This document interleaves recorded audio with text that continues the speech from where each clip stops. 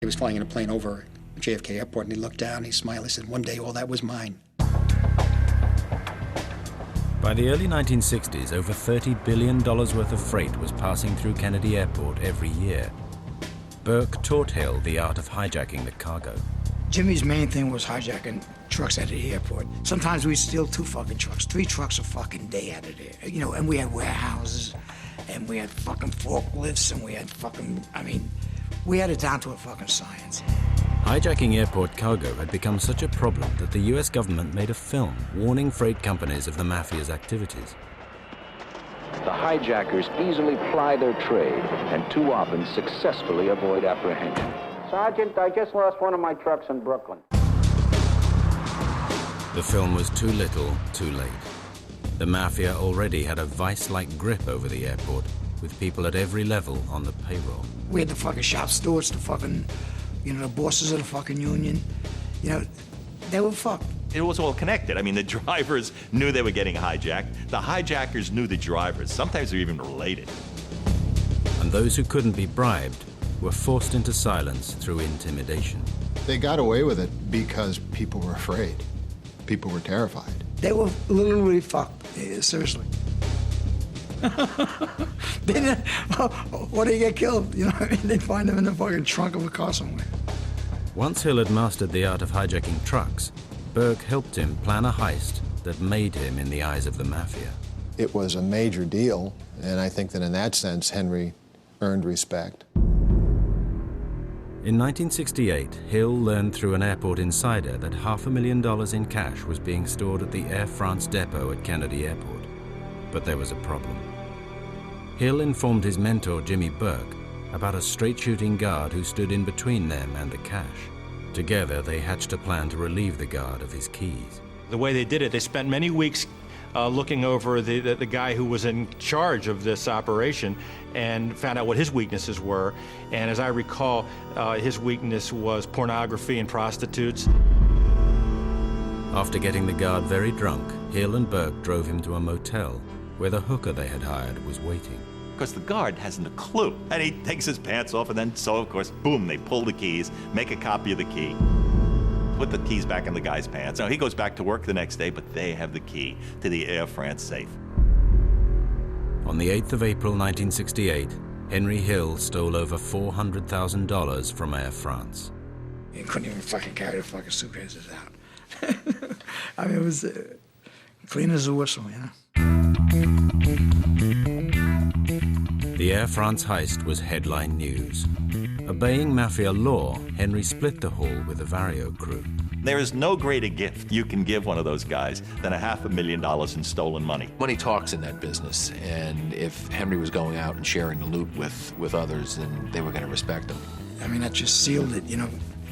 I mean, no matter where the fuck I went, you know, they were just, you know, fucking red carpet for me too, you know?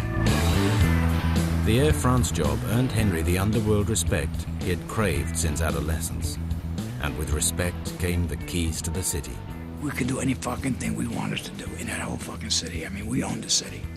I mean, we were princes of the city. We were.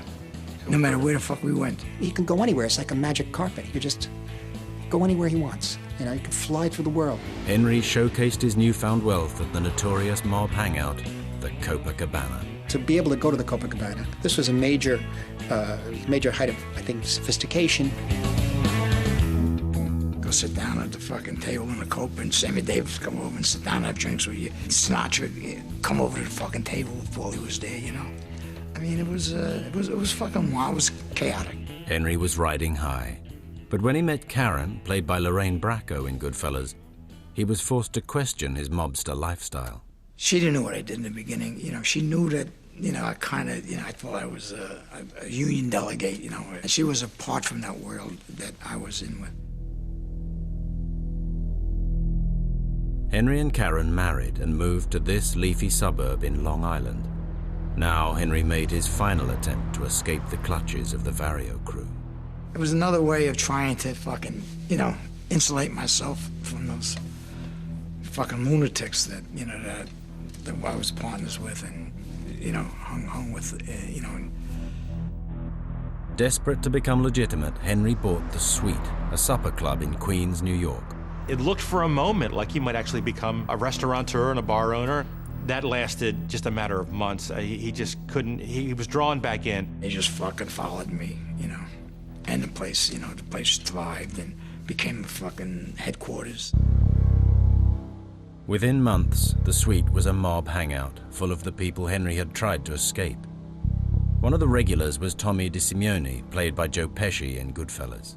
Tommy was just a fucking loose horse, a fucking homicidal fucking maniac, you know. The film actually fucking, you know, kind of softened him up. It gave him enjoyment to break somebody's wrists,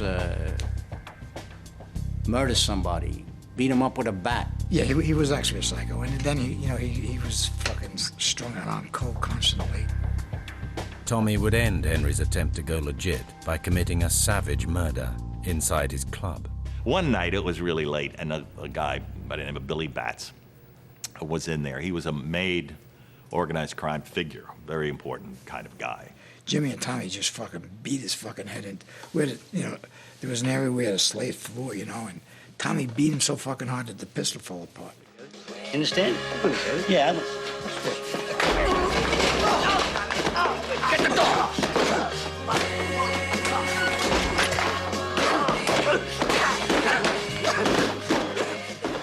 In Goodfellas, the hit was over a petty argument, but in reality, this vicious murder was over an ongoing turf war. There was a B story there that never was shown in Goodfellas. Billy Batts had just come home from prison. He had all the Sherlock business there, the bookmaking business. And Jimmy, you know, when he was away, Jimmy took it all over, basically. And Jimmy knew he had to kill him eventually. They crossed a line that, unfortunately, there's just no coming back, and somebody's gonna have to pay for it.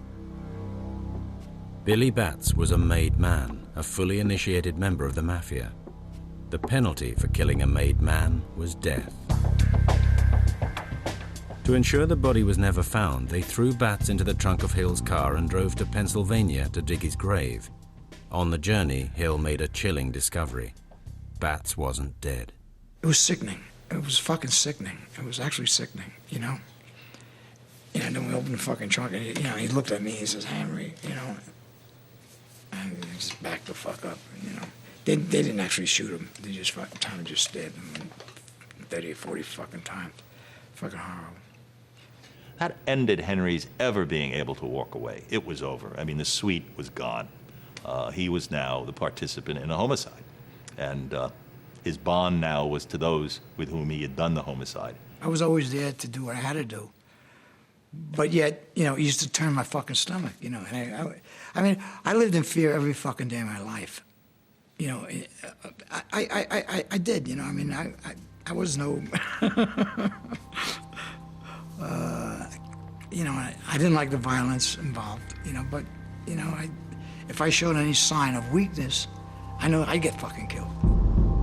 Henry's dreams of escaping were over. He was back working in Vario's crew, having to do whatever was asked of him to survive. In 1972, a seemingly innocuous trip to Florida would result in his first incarceration. Ultimately, they just do one thing too many, and they think they're going to get away with it, and they're not.